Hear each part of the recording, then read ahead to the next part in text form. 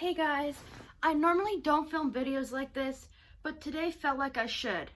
I'm going to tell you guys how I found out I have cancer and my whole journey now. Before I get started, I want to say this. This is my story.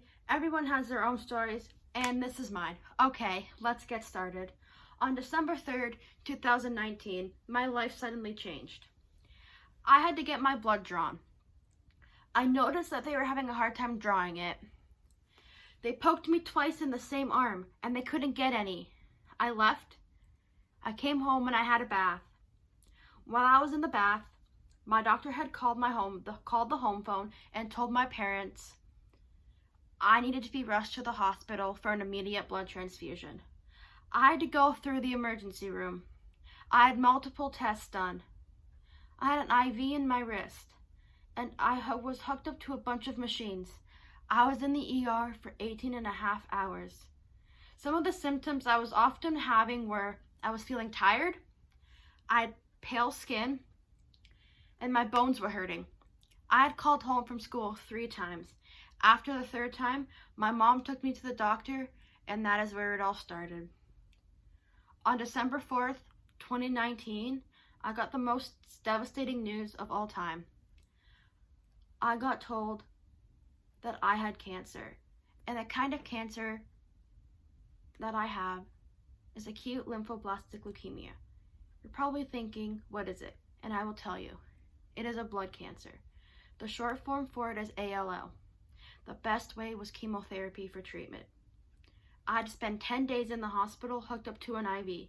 Before I went to my room, I had to go for surgery to get a port put in. If you don't know what a port is, I will insert a picture. I went into the pre-op room to get prepped, and before I knew it, I was out. I then woke up in the recovery room. They wanted to make sure my port was working before they took my IV out. Turns out my port did work, so they took my IV out. I then went to my room where I would spend the first 10 days. I don't know how I made it through the first 10 days. It was a challenge. I was upset. I was feeling nervous, scared, and didn't know what to expect. For the next 2.5 years, I'll be going through chemotherapy. I had 8 blood transfusions. I've had multiple lumbar punctures and bone marrow biopsies. You're probably asking what a lumbar puncture is. It is where they do a procedure in your lower back and they pull out some spinal fluid and push chemo through it. What this is it checks for cancer cells to make sure there aren't any in my spinal fluid, which could lead to a really bad situation. January 6th, 2020. I got told that I was in remission, which means there were no cancer cells active. I still go for treatment to this day. Chemotherapy was very intense. It made me sick. It made me weak. It made me not want to eat food. I was on the couch almost every day. Today I'm a 1.5 years into treatment. My estimated finish date is March 17th, 2022. How funny is that? St. Patrick's Day. I was literally freaking out. I didn't know what to expect. When I went into the ER, I wasn't knowing what was gonna happen. They were checking me for mono, checking me for a whole bunch of things. But when they got the results back, I had no red blood cells left in my body. All I had was white blood cells, and that was what showed leukemia in my blood. And that is how they found out that I have cancer. I am so lucky. I go to the hospital once a month now. Treatment is a lot easier now than it was a year ago. That's all I gotta say. I've had multiple admissions where I go to get this overnight treatment. It is called methotrexate. It looks like urine.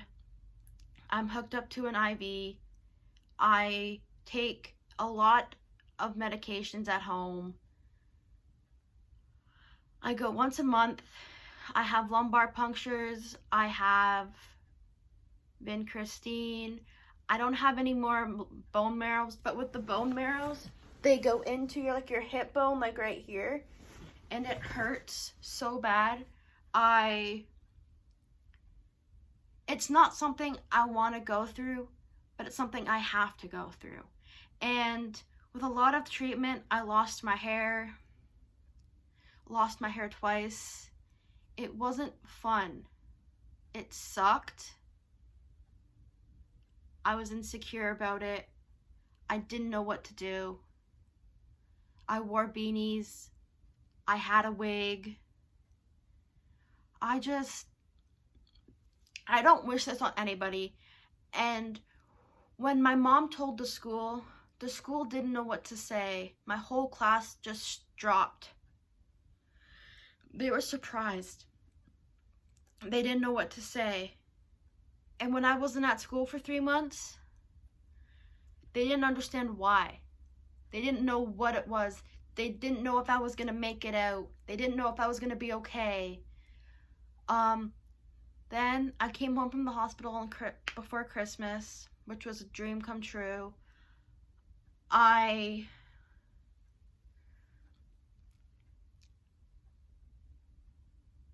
just don't wish this on anybody. I went to see my class and they didn't know what to say. And then March 2020 came around and my school did a fundraiser for me where they put banners up, where we had hot dogs, bingo, we raised money, and all that. So I don't wish this on anybody, but thank you for listening to my story. I hope this helps you all. Everyone's story is different, and this is mine. If anyone out there feels this way, just know that you are not and never will be alone. I will see you guys. I love you guys so much, and I will see you guys in my next video. Just know that if you're going through something this bad or this severe, or not even something this worse, not even that bad, just know that you're not alone and you never will be alone. This is my story and this has happened to me, and if anyone feels alone, just know you're not alone. I'm here. We got this. If I can fight this, you can fight this. Thanks guys for watching, and I hope you guys enjoy this video. I'll see you guys next time.